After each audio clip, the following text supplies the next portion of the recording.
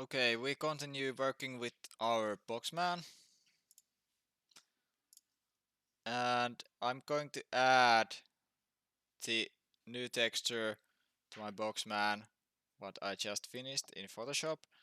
So I come over on top of my mesh and pressing mouse right and selecting assign new material.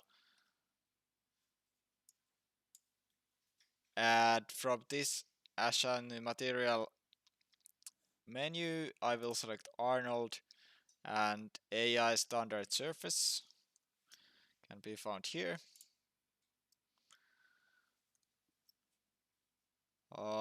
And then I have to go to my attribute editor, and here in the attribute editor I'm going to rename this material to be boxman color as HD, and pressing enter it will apply the name, and then under to the color and pressing this checkerboard I will be press it and I will get this render node options opened, and from that I will select the file, and now I can see that on my attribute editor there is option where I can open image by clicking this folder icon, and now I see the Finder window again, and I'm on desktop where I saved my base color for this character, and I'm pressing open, and now I see the texture here. If you don't see the texture as me, you have to come up here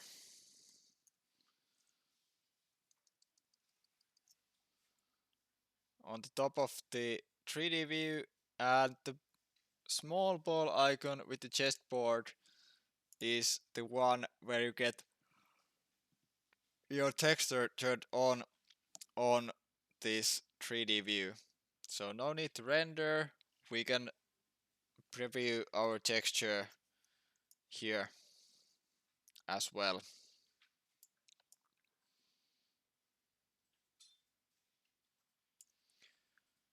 But for the next uh, phase, we don't need to see the texture because we are starting to apply bones to our character. So I'm turning the texture off because it's not helping at this point where we need to insert bones inside of our mesh. So this will be more technical phase what we are going to do next. So I'm pressing my spacebar, and then I'm going to the front C view.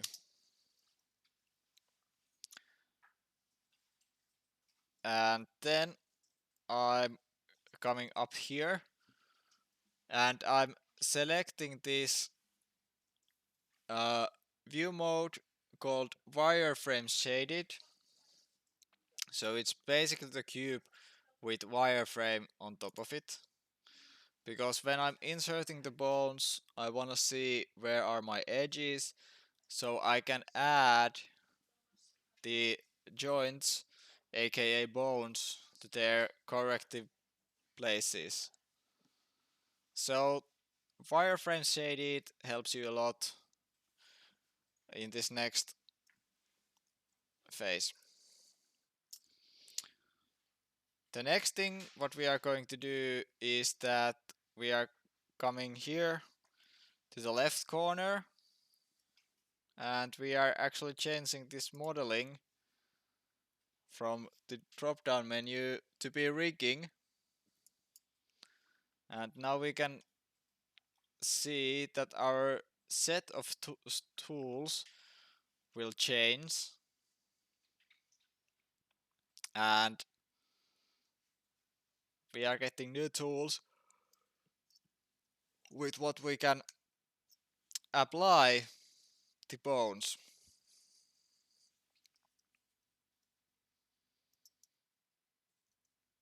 And the first bone chain what we are going to create, it's going to be spine for our character. So we can activate our joint tool either from up here, skeleton, create joints, or we can hold down spacebar here on our 3D view and select from here skeleton and create joints. When we have this create joints tool active, we can see it here on the left side of our toolbar. And the first joint I'm going to be creating here, down here on the bottom of the torso. And when I once click on my mouse's left, you can see that the joint 1 appears here on my outliner. But we have challenge currently. We cannot see our bone as a whole. So we have to come up here. And there is option called X-ray joints. When we are turning this on, we can see our joints through our geometry, which helps us a lot. And for me it's rather difficult to see the joint at the moment, so the thing what I'm going to do is I'm going to change the background color. So the hotkey for changing background color is you press Alt down and then B, so you can toggle it. And probably dark gray I can see the most clearly. Then you can see that the cursor is currently this crosshair, which means that our joint tool is active, and the first joint is still highlighted, so I'm continuing just clicking these bones here. So I wanna adjust the bone to be on top of our edge loop, because when our bone is top of the edge loop, it means that it's able to bend from there. If there is no edge loop, our mesh is not able to bend from that point. So here, then the next, the here, one more up here, then the next on top of our torso here.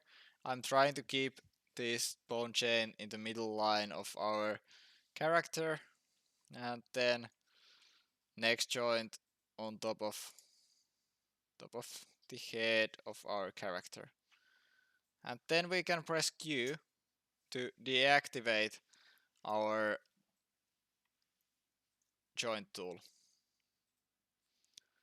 Now we have bone chain, and as you can see, if we come here to the outliner, there is small plus sign or icon next to the joint 1.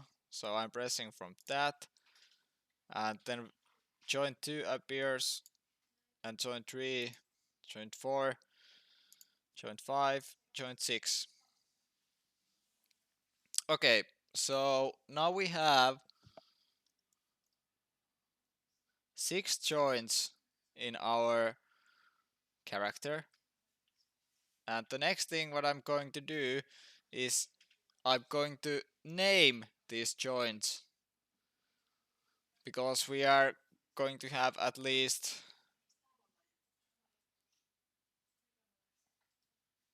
12 joints more, we want to exactly know what joint is where. So the naming conventions are really important at this point. So I'm double clicking the joint 1, and this is going to be spine underscore joint A. Enter.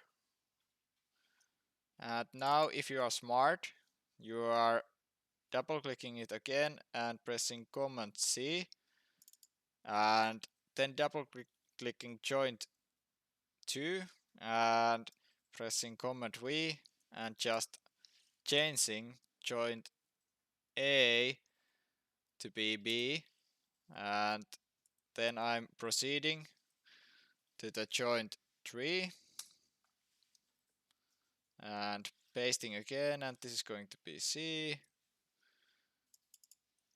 then this is going to be joint D, and you can see when I'm clicking here on the outliner that the joint what is active is highlighted on green here in the 3D view, and all of its children's are highlighted as well on green. So the bone, if I click spine joint A, the spine joint A has 5 children.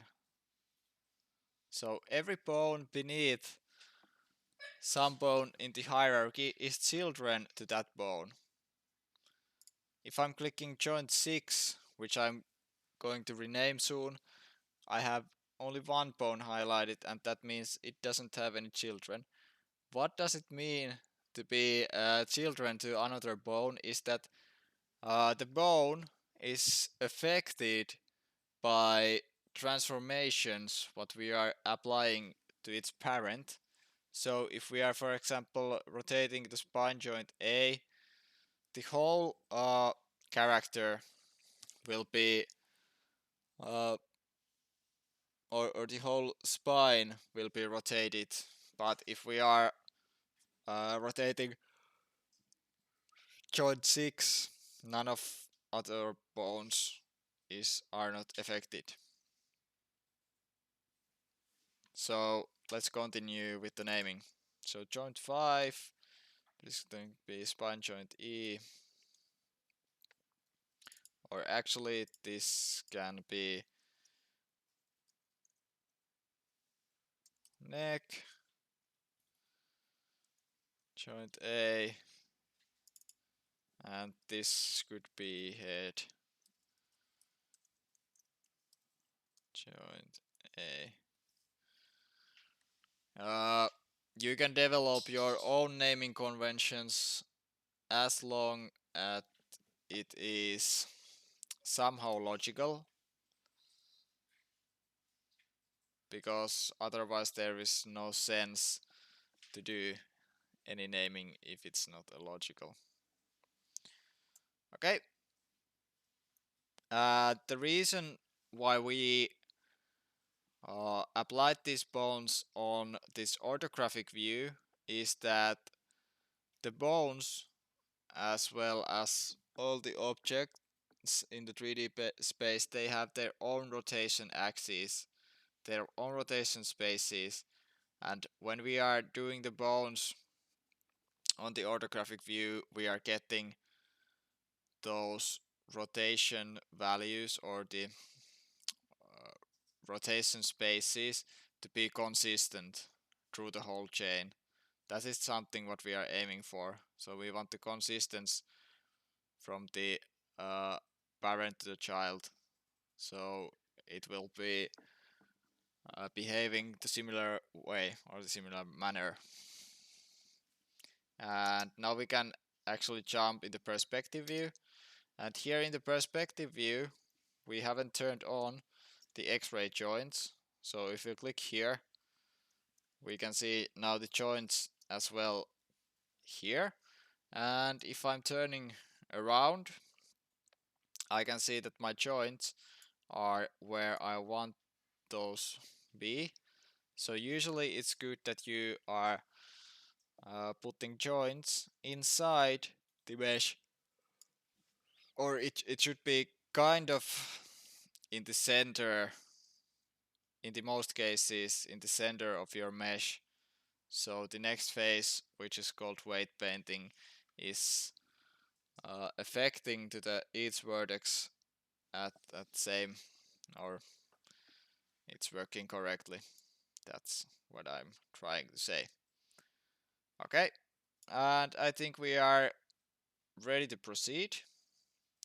So next thing what we are doing, I'm just jumping back here to the frontal C view,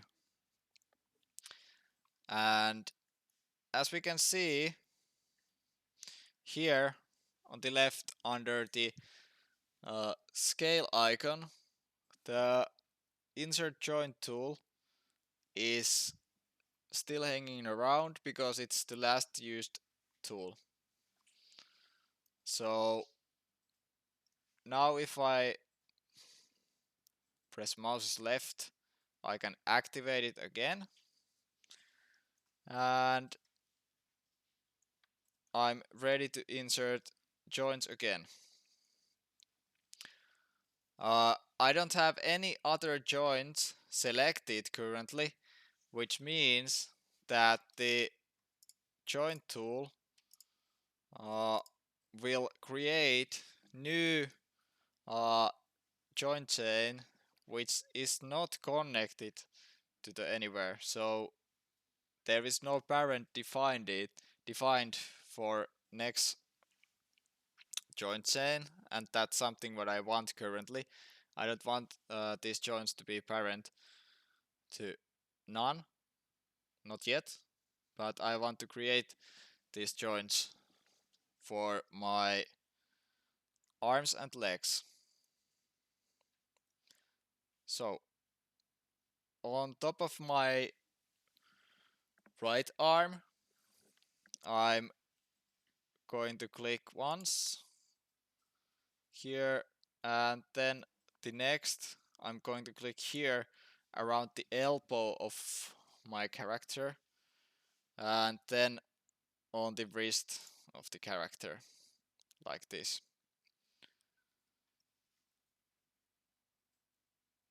And now I have created 3 new joints, and I'm actually pressing Q. And as we can see here in the outliner, we have again joint 1, joint 2, joint 3, and this needs to be renamed. So this is going to be, or I'm going to be renaming this next like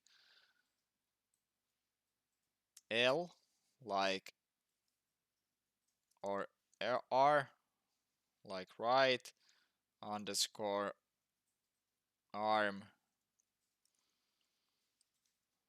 underscore joint A, and then I'm copying this with Command C and going to the next, pasting it, joint B, and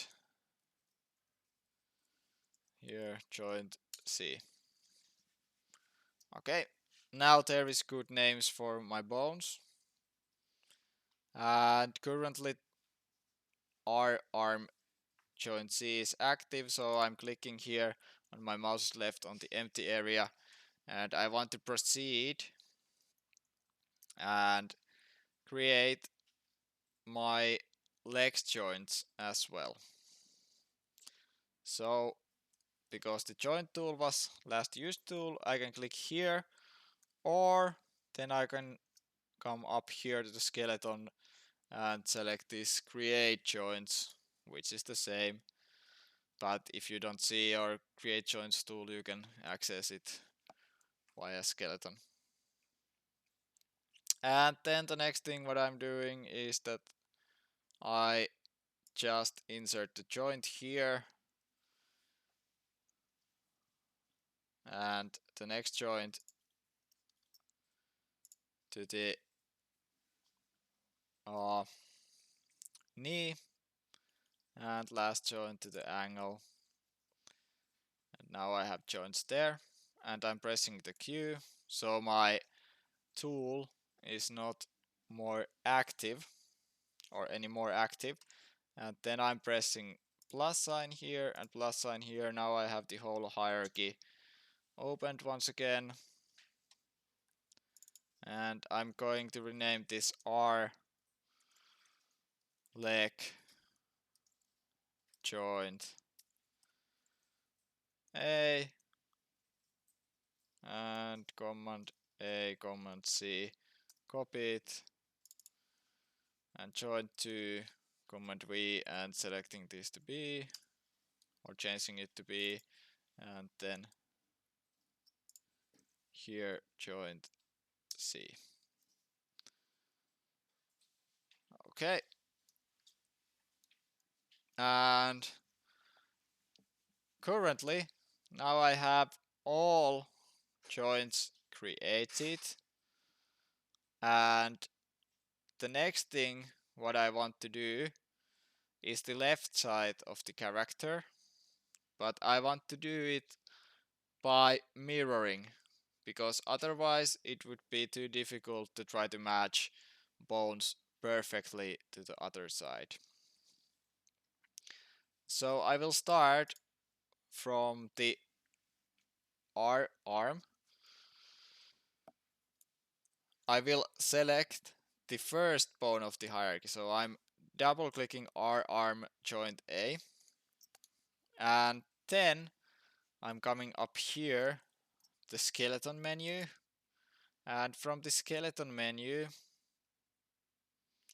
I'm going to select this tool called mirror joints with the little window like this,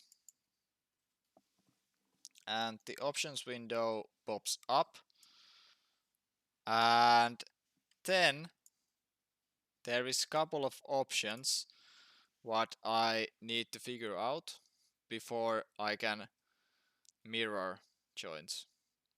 So basically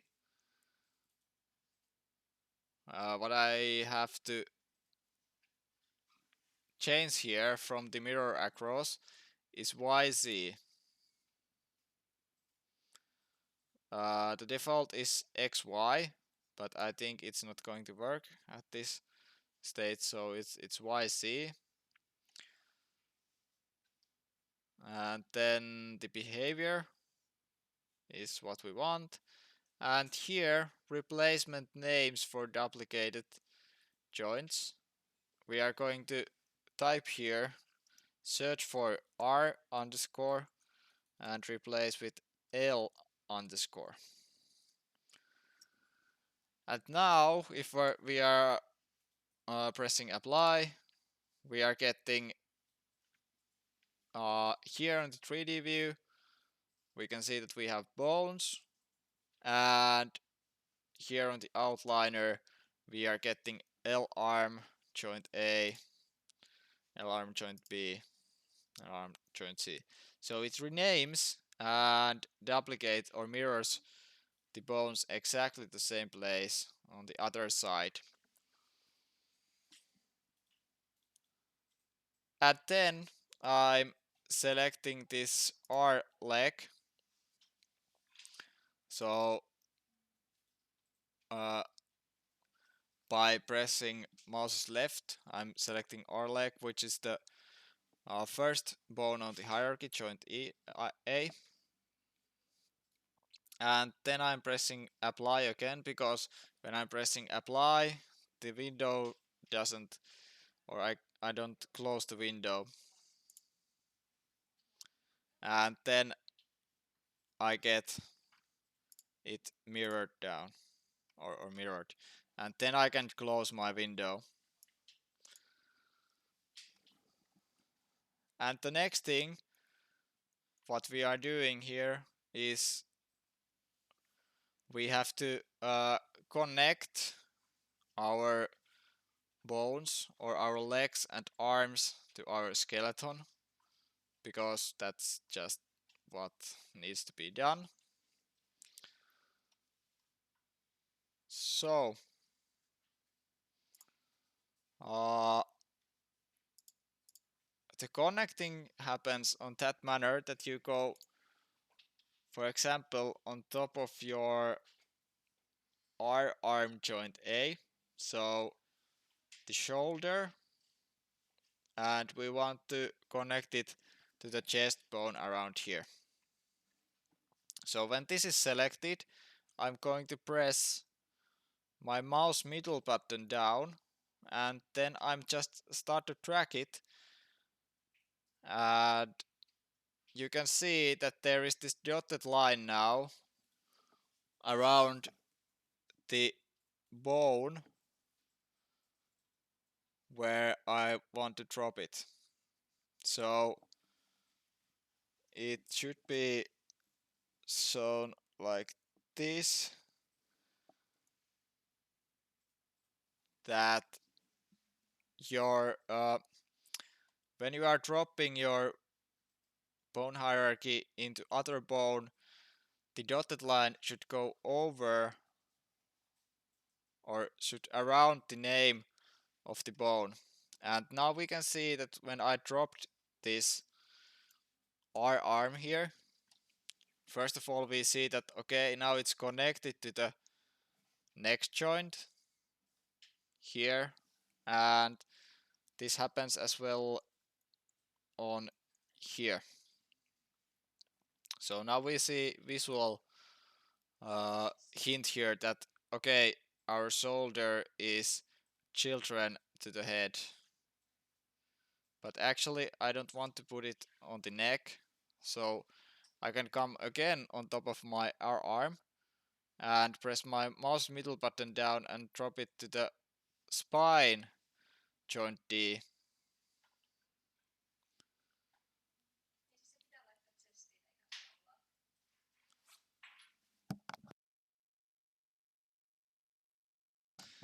And then same thing to the L arm.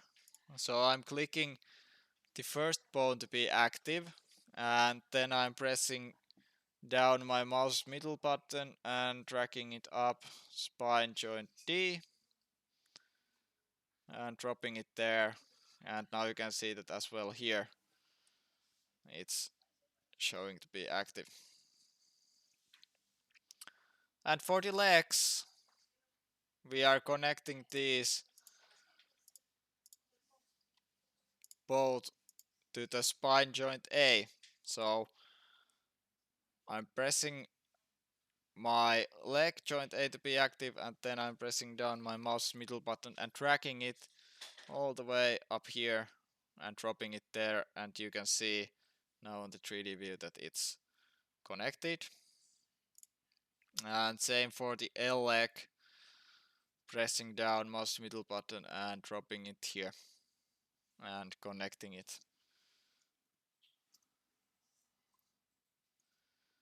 And now if we go back to the perspective view by pressing mouse or spacebar, we can see that now we have skeleton inside our mesh, and the skeleton will be tool what we animate, and skeleton is actually parent for the our mesh, and it will drive it. So we will be animating the skeleton, not the mesh itself, when we are doing the animations. At this point I highly recommend that you save,